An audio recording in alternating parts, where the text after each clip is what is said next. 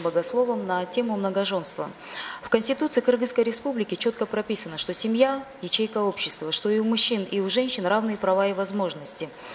Так вот, в связи с этим я бы хотелось обратиться к омбудсмену, представителям МВД, Генеральной прокуратуры, о том, чтобы они проверили исполнение закона о предотвращении семейного насилия, в котором четко прописано, что существуют разные виды насилия. Это не только убийство и изнасилование, это психологическое и моральное насилие над женщинами.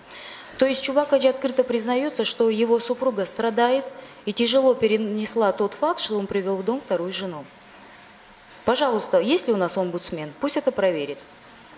Это во-первых. Во-вторых, в социальных сетях идут бурные дебаты и возмущения. И мне интересно, вот такой демарш против светского государства, да, на сегодняшний день долг Кыргызской Республики составляет несколько миллиардов. То есть получается, у нас, когда мы хотим брать кредиты и льготы, мы соответствуем международным нормам и стандартам.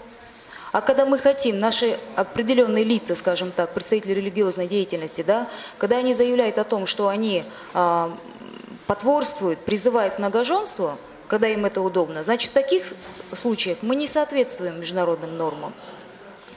То есть это если мы сами не будем соблюдать нормы и Конституции, как мы хотим, чтобы к нам международное сообщество относилось? Создает это действительно очень опасный прецедент.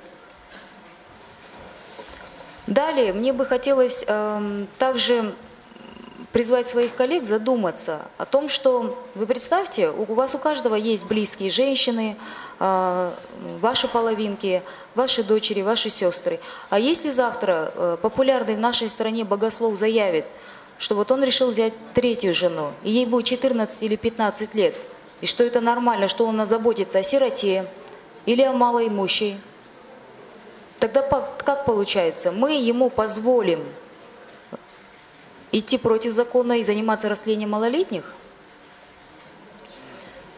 То есть если лица, прикрываясь религией, будут нарушать законы, тогда зачем нам вообще институты, зачем нам вообще министерство и ведомство, если мы сами будем позволять нарушать тяжело подписанные законопроекты в виде законопроекта о семейном насилии, о правах женщин, нормы Конституции и тому подобное. Поэтому я прошу моих коллег задуматься. Это действительно очень опасный прецедент.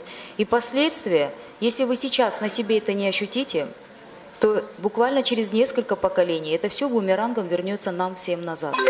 Спасибо.